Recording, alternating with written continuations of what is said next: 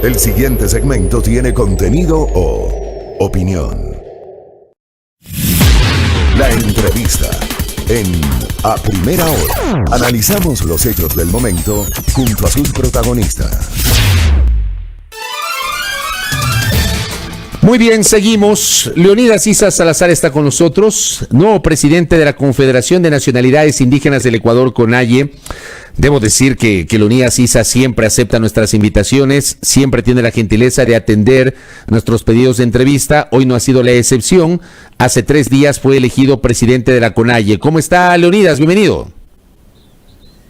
Buenos días, un saludo cordial. Muchas gracias por la invitación. Oiga, Leonidas, ganó larguísimo, 821 votos, me parece, que con una diferencia, me parece, de 4-1 respecto de del segundo candidato o candidata. ¿Cómo logra usted llegar a la presidencia de la CONAIE y qué implica esa victoria al interior de esta organización indígena, Leonidas Issa? Pero yo quiero ser agradecido con todas las delegaciones de los pueblos y nacionalidades. El triunfo realmente ha permitido ahora dejar un mensaje al país sobre las especulaciones de la división, sobre las especulaciones que de pronto se decía que hay una agenda externa del movimiento indígena, sobre todas las suposiciones que existían. Simplemente ahora queda en absoluta claridad que no hay tal situación, simplemente estamos cumpliendo con la demanda de los pueblos y nacionalidades y que sobre eso hemos tenido una aceptación absoluta para ser nominados no solo el presidente, sino el Consejo de Gobierno de la CONAIE, estimado. Su presencia hoy como presidente de la CONAIE, Leonidas Issa, implica un cambio ideológico, un giro ideológico, un giro político en la conducción de la CONAIE, y le hago esta pregunta por su postura, que la conocemos, y hacemos la inevitable comparación con la forma como estaba siendo conducida la CONAIE en los últimos tiempos. Su postura, de alguna manera, o su presencia en la CONAIE implica un giro total, radical a la visión de la dirigencia del movimiento indígena.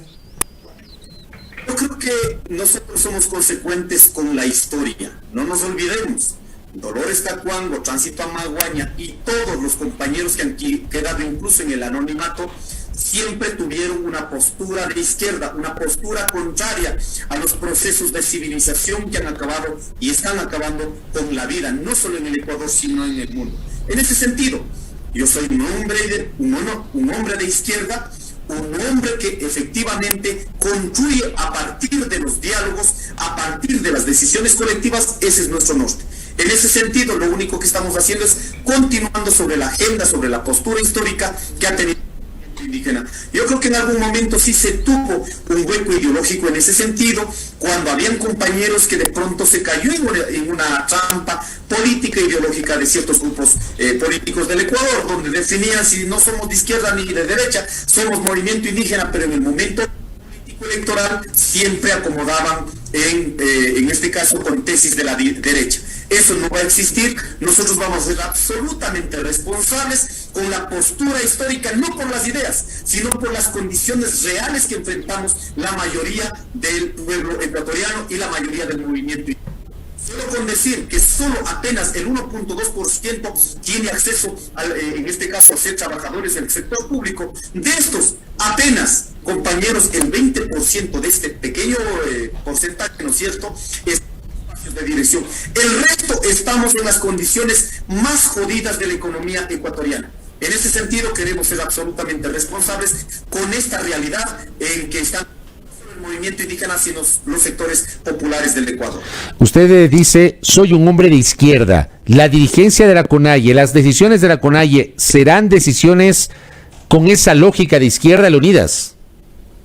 Serán decisiones políticas que tomen, en este caso, todas las autoridades de base. Yo no soy una persona que impone sobre la tesis, que incluso algunas de nuestras tesis individuales tenemos que superar, tenemos que allanar sobre todo, ¿no es cierto?, porque hay decisiones de la mayoría de nuestras organizaciones de base. En ese sentido, nuestra conducta será respetar las decisiones colectivas, construir desde las bases, en este caso respetar las decisiones de las estructuras organizativas de base de las organizaciones provinciales y sobre los mandatos del último Lo que corresponde al Consejo de Gobierno es organizar y garantizar que eso sea aplicado a nivel nacional y a nivel de nuestras bases. En ese sentido, y con esta visión de izquierda que plantea Leonidas Issa, nuevo presidente de la CONAIE, ¿cómo va a ser su relación con el gobierno del presidente Lasso?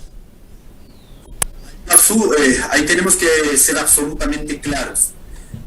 Un presidente de la República que es de derecha es gobierno de todos los ecuatorianos. Nosotros tenemos una postura diferente, simplemente tenemos de aquí que encaminar sobre nuestros postulados, respetando incluso en esta adversidad que podemos tener en nuestras visiones de la lógica política e ideológica, tenemos que garantizar un camino que permita sostener, sobre todo en este momento de la crisis económica, sostener una para que beneficie a la mayoría de los ecuatorianos que estamos sosteniendo en esta crisis. En ese sentido, no va de pronto, ¿no es cierto?, claro, uno ni otro, sino simplemente avanzar a partir de nuestros postulados, pero sobre todo entendiendo la realidad en que vive nuestra población y la mayoría de los ecuatorianos. ¿Usted se va a sentar a conversar con el presidente Lasso, Leonidas? Nuestra postura es absoluta, no es de ahora. El movimiento indígena siempre ha llamado de manera pública o ha entregado de manera pública las propuestas, pero una muestra sería importante si el gobierno quiere, permite, ¿no es cierto?, conversar, dialogar con los sectores populares, con el movimiento indígena, efectivamente debe dar una muestra, porque si no también han pasado años de diálogo y no se ha respondido en absolutamente para resolver los problemas. En ese sentido hemos dicho una muestra si realmente quiere avanzar en la construcción de un Estado plurinacional que respete las diferencias, en esta libertad que ha sido enunciada. Sería importante lo que está pidiendo la población ecuatoriana más de un año. Queremos escuchar al presidente de la República, derogue los decretos que permitan el incremento al precio de los combustibles y convoque un diálogo. Ahí realmente sería un mensaje al país que es un gobierno que sabe escuchar. Esa derogatoria del decreto, de los decretos ejecutivos que hablan justamente del aumento mensual del precio de los combustibles, el establecimiento de ese sistema de bandas, esa derogatoria es una condición sine qua non para sentarse a conversar, o aun cuando no se deroguen esos decretos, ustedes están dispuestos a sentarse a hablar con el presidente Lasso. Pedimos que existan muestras, como el presidente de la República también nos ha manifestado. Aquí el movimiento indígena no estamos amenazando. Y no pretenda el señor presidente de la República poner ideas que no están acorde a la lógica de toma de decisiones del movimiento indígena. De la misma manera también pedimos temas absolutamente puntuales que daría un alivio al sector económico más empobrecido del país. El tema de los subsidios y un alivio en el sistema financiero.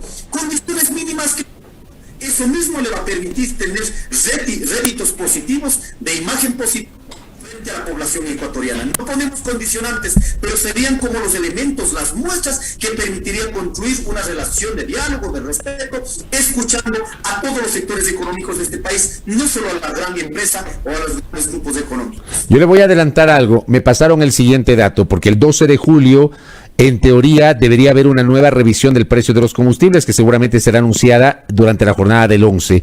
Y aparentemente, tomando en cuenta el comportamiento del precio del petróleo en los últimos 30 días, es muy probable que experimentemos una nueva variación hacia arriba de los precios de la gasolina extra, la Ecopaís y el diésel. Y me dicen también que todavía, digamos, este compromiso asumido por el gobierno con el sector de la transportación a través de la integración de mesas técnicas para revisar justamente el tema de la focalización de los combustibles es un tema que está largo, o sea, todavía está muy verde, no ha avanzado mayor cosa. Por eso le planteo estas inquietudes unidas. Totalmente de acuerdo, por eso decimos, presidente de la República muestre esta voluntad de diálogo. Porque no también se ha puesto como pretexto de que aquí el combustible subsidiado está sirviendo para el contrabando. Miremos cuánto recaudó en el año pasado, son 400 millones de dólares en esta eliminación progresiva. Pero miremos lo que pasó en el 2018. ¿Cómo podemos aquí poner como elementos comparatorios cuando el subsidio de los combustibles ayuda a dinamizar la economía general de todos los ecuatorianos? pero miremos lo que significó la remisión tributaria, más de 4.000 millones de dólares. No hay punto de comparación, es apenas el 10% de lo que significa el tema de los subsidios, cuando estos 4.000 millones de dólares no se beneficiaron todos los ecuatorianos, se benefició un grupo económico de este país. Importante sí, pero no pueden haber políticas dirigidas solo para salvaguardar los intereses de ciertos grupos económicos. Por eso decimos, en este caso, la crisis de los ecuatorianos debemos cargarla todos, en la medida de las posibilidades económicas. No puede ser que por el incremento al precio de los combustibles genere especulación en el mercado, los grandes grupos económicos por esa especulación recaudan sus tasas de ganancia y eso trasladan lógicamente a los sectores más empobrecidos.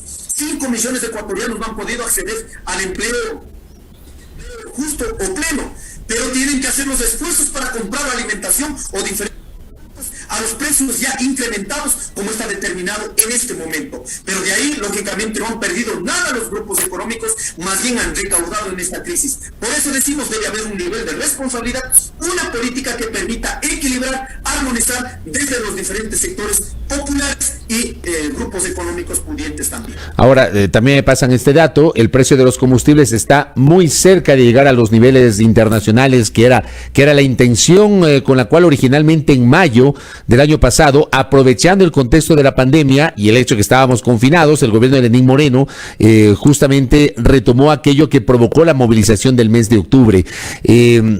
Y si ya alcanzamos los precios internacionales, ya no cabría pues la revisión del precio de los combustibles, Leonidas. ¿Qué va a pasar ahí? En este momento estamos sobre el 53% en relación a los precios establecidos después del levantamiento de octubre. Significa que en los próximos meses lo que pretenden es llegar a los niveles internacionales. Yo creo que esto no va a sostener, en este caso, la población ecuatoriana. Hay dos vías. De pronto no queremos, al menos nosotros rechazamos que se pretenda posesionar con tintes políticos de que va a haber desestabilización o lo que fuere. Aquí hay una agenda económica que no podemos cargar solo en los sectores populares.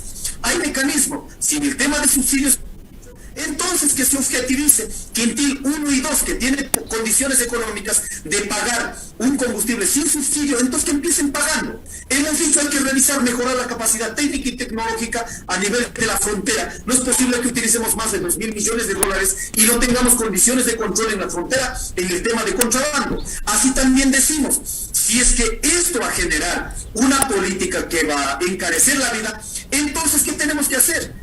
Hagamos una planificación para los próximos años, lo que recauda de la eliminación de los subsidios se traslade a los sectores que estamos siendo afectados negativamente en demasía. En ese sentido son propuestas que son viables, pero lo que queda claro en materia económica no es el problema de los subsidios en sí, sino que están utilizando el subsidio es como una estrategia, en este caso de política económica, para incrementar, en este caso como hemos dicho, la especulación en el mercado y los grandes grupos económicos garanticen la tasa de ganancia y eso trasladan lógicamente a los sectores populares. Ahí no es el problema de subsidios, sino lo que están favoreciendo es a los grandes grupos económicos para que recauden, incluso estos recursos sacan a nivel internacional para los diferentes grupos de paraísos fiscales. Eso no me parece ser patrióticos en este país. Leonidas, ¿usted no siente que todo esto es el resultado de una claudicación de ustedes como actores sociales claves durante los hechos de octubre?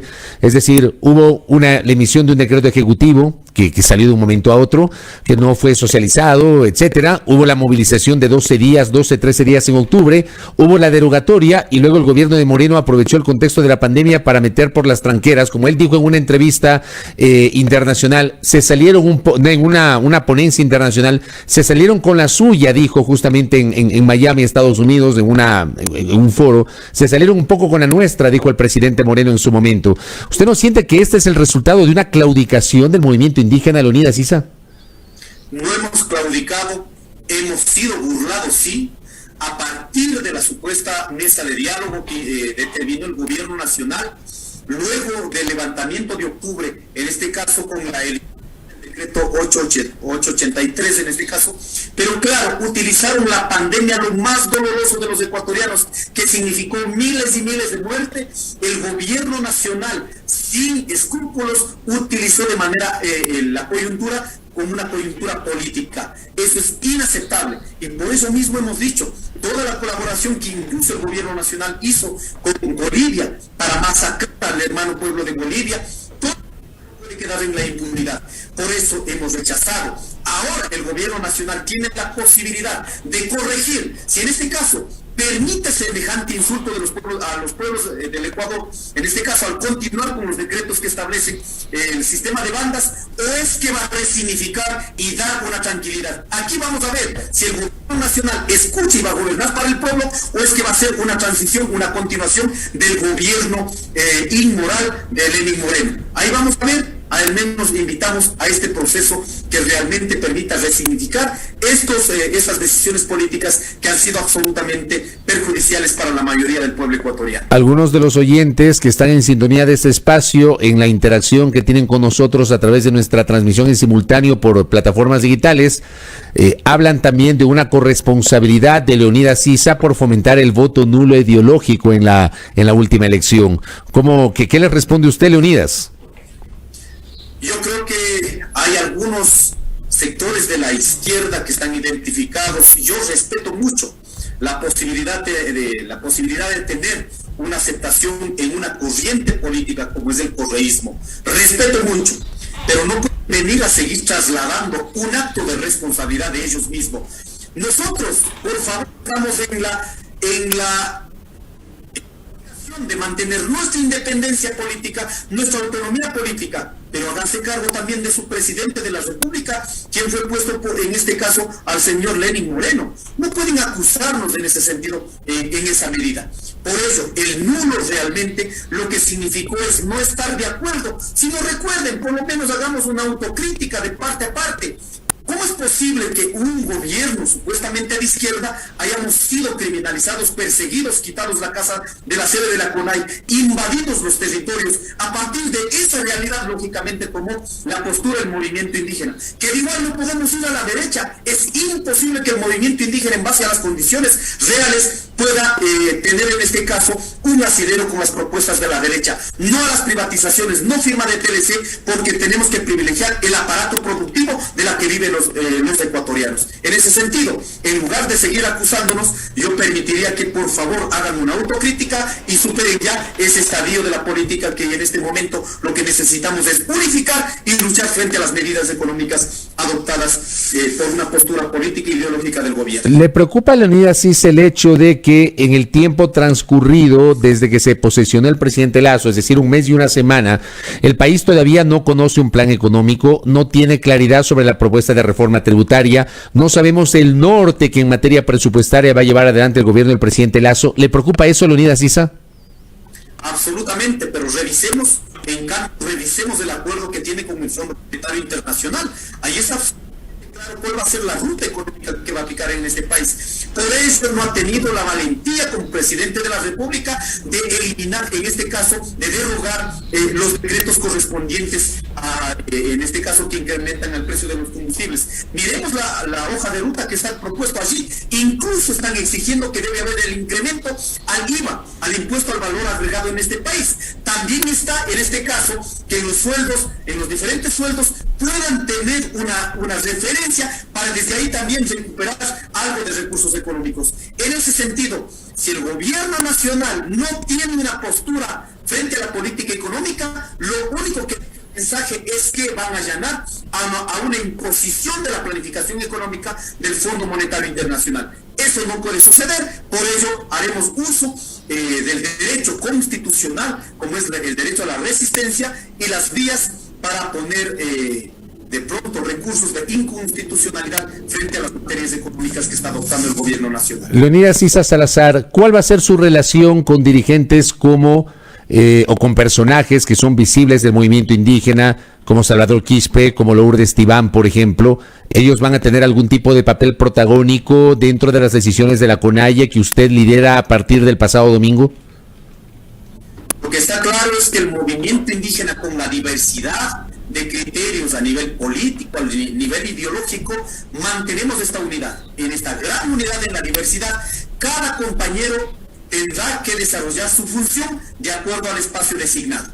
En ese sentido, los asambleístas pedimos que tenemos que hacer una agenda conjunta entre la organización del movimiento Pachacuti y los asambleístas. De la misma manera, los que son dirigentes a nivel territorial harán esas funciones de dirigentes a nivel territorial. Lo que debemos demostrar en este país, y que estamos seguros y que hemos superado en este último congreso de la CONAIE, es que estamos unidos, y a partir de esa unidad tenemos que conducir a una lucha, en este caso para defender los derechos de los pueblos indígenas y de los sectores populares. El movimiento indígena no lucha para sí mismo, no solo para nosotros, sino para la mayoría del pueblo ecuatoriano, que sí sentimos en muchos sectores absoluta pobreza. Permítame insistirle, ¿su relación con Lourdes Tibán es una relación cercana o no?